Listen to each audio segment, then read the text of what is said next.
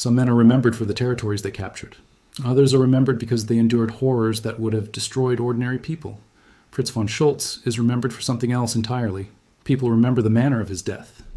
He stood among the shattered remains of a city that had already been lost. He would not abandon his soldiers. He would not pull back.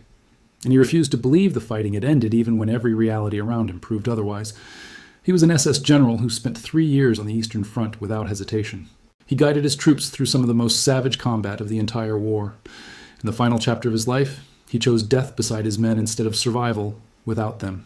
His name was Fritz von Scholz. Today, very few people remember who he was.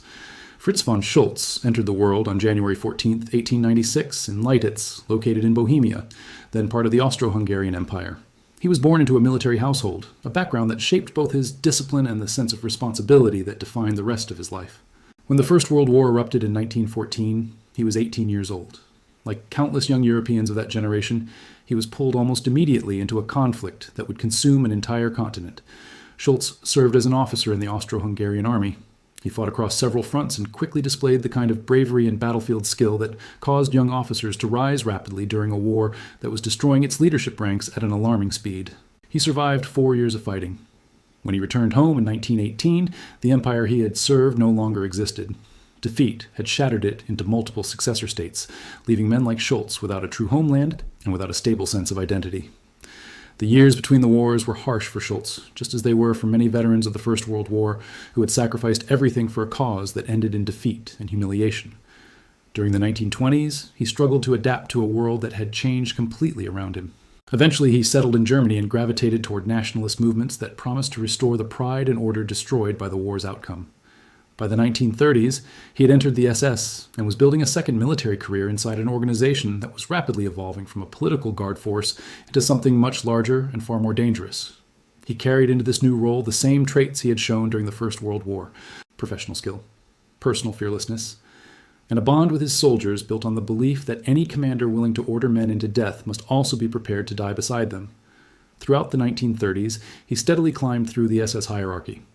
He gained recognition as a disciplined and reliable officer, a man trusted with difficult missions, and known for remaining calm when pressure became overwhelming. When the Second World War started in 1939, Scholz was already a seasoned commander. He fought through the early campaigns and steadily built a battlefield reputation that identified him as one of the more effective officers inside the Waffen-SS.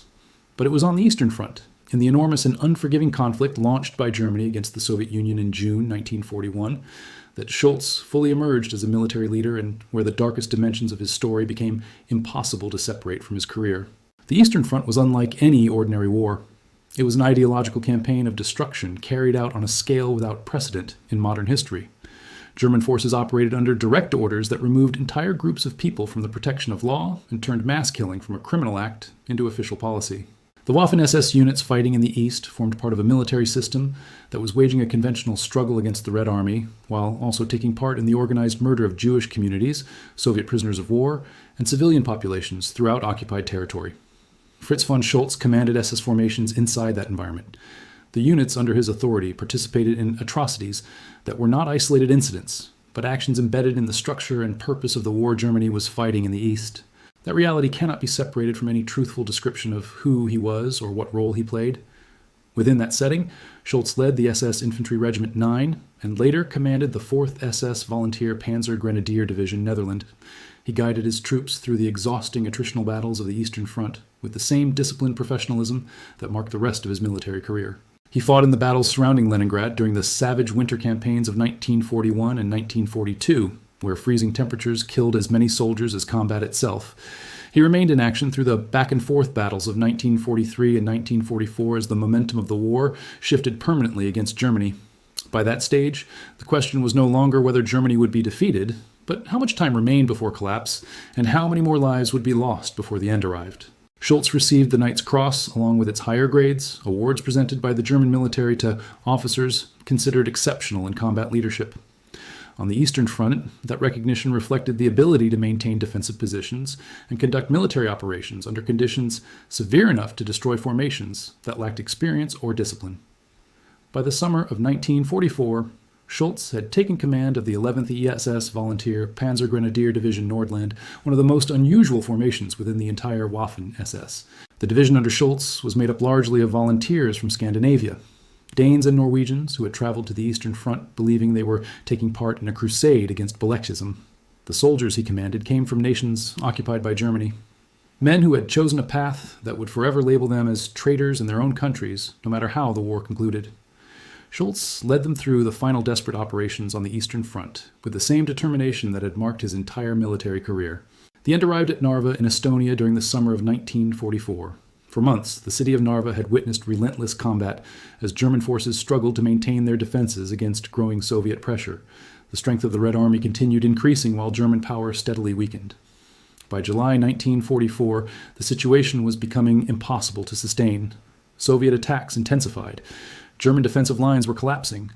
The possibility of holding Narva was fading rapidly. Then came the order to retreat. German forces were instructed to abandon the city they had fought over for so long and withdraw to stronger defensive positions farther back. Fritz von Scholz refused to depart before his men were safely out. He remained at his command position inside the city while the withdrawal unfolded around him.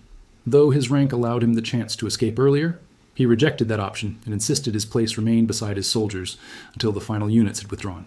On July 28, 1944, while still directing the retreat of his division inside the city, Soviet artillery struck his position and fatally wounded him.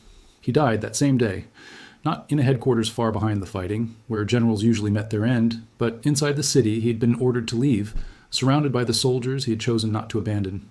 He was 48 years old. For 30 years, he had worn a military uniform through 2 world wars. He fought for empires and ideologies that history judged severely.